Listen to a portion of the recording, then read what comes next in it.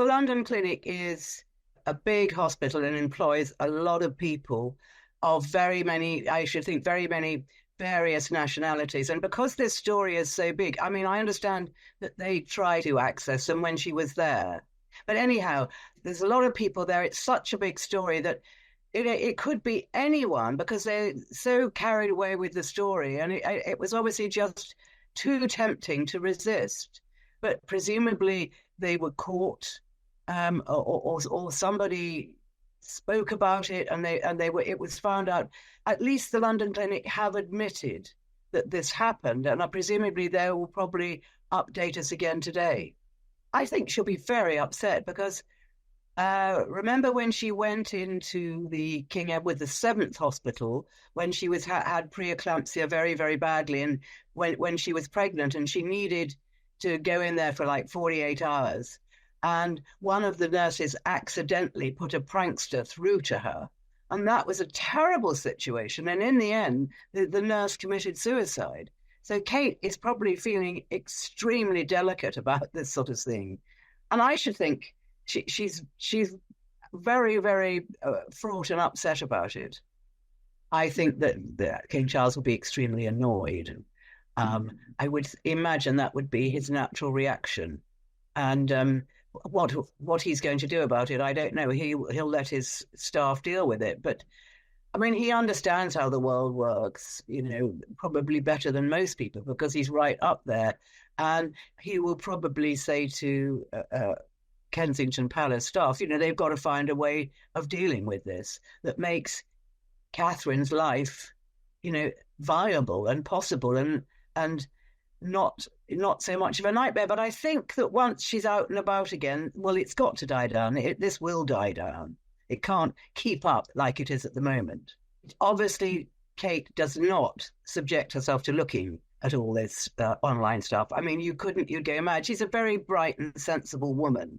She's not going to troll through all these social media. I should think she'll keep as far away from it as possible and will just be informed by her staff.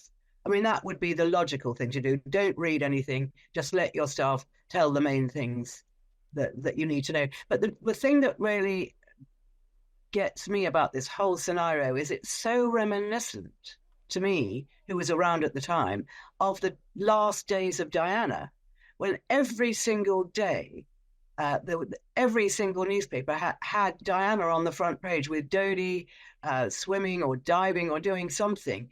And it was getting to such a stage that I thought, this is crazy, this can't go on. And of course, it didn't go on. Now, I'm not saying that anything like that's going to happen this time, but it's got to a sort of craziness where the whole world, especially, South America and Brazil and all places like that, the whole world wants to know. And it's all fueled by social media. And I think the palace have a problem. They've got to try and control this sort of onslaught of media because it's damaging to the monarchy. It may not be damaging to the monarchy short term, but long term, it kind of erodes that mystique.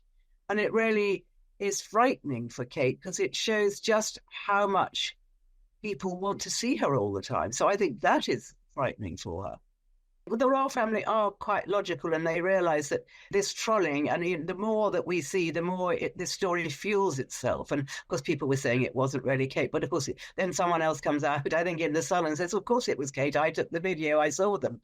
But you can't win, so they have to find a way of getting around it. So it isn't too damaging, and especially emotionally damaging for her. I mean, she's strong, but this, as we said earlier, I think this could be emotionally very difficult for her. Now she's under a slight pressure, not from the palace, but a lot of pressure from the world to appear on Easter Sunday. Well, she might well appear, but I don't think she wants to be forced to.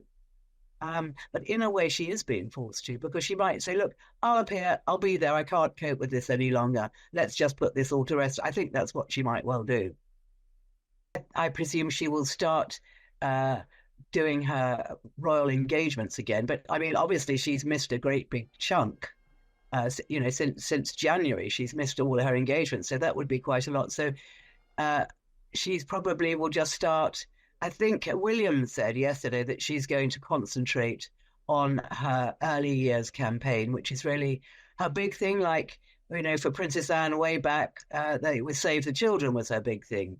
And I think with Catherine, it's the early years, and I think that's what she'll concentrate on, and probably have meetings and go out and meet people, because she knows she's got to go out and meet people, so she will, and I think that will boost her, because people will be so happy to see her, as has been shown that Katie, or Catherine, as I prefer to call her, she's sort of top of the tree. She really is very important. She's very beautiful. She is the one that everybody wants to see. Of course, they want to see the king, and they want to see William, but the number one person that people want to see, because they want to see what she's wearing, what she's saying, what she's doing. So, I mean, she has become the pinnacle of the monarchy, not necessarily for what she does, but for the way she looks, which is really bad luck for her. And this is what happened to Diana. That's the only slightly chilling thing for me, is this is exactly what happened to Diana. And she told me that she felt she just didn't even want to go out, because everybody she was going to meet had a preconceived idea about who she was. She'd never met them before. She found this very unnerving, and this is right at the end of her life, and she'd had a lot of experience. So I think being royal in this era is extremely difficult. And as this frenzy dies down, how do you see the relationship between the royal family and Harry and Meghan developing in the next weeks, months, and however long it may take to try and heal the rift that's there? Because maybe King Charles will feel that they need more support because of the way things are health-wise. I just don't see any rapprochement in that relationship. I don't think there's time. I mean, the members of the royal family, whether they're ill or well, they work very, very hard behind the scenes. And I honestly don't think that King Charles at the moment has time, or probably the inclination, to deal with Meghan and Harry. That they're not working royals, and they're 5,000 miles away, and he probably hopes that's where they'll stay. Sad for him because of the grandchildren, but there will be a time when they get together. And but it's just, I don't think it's going to be at the moment. There's just too much going on. I don't know what William truly thinks. We only know what we think William thinks, but we know that he was extremely upset at the way that Harry has pointedly attacked his wife. And, remember, Harry and Kate were very, very close at one time, which is probably part of the problem.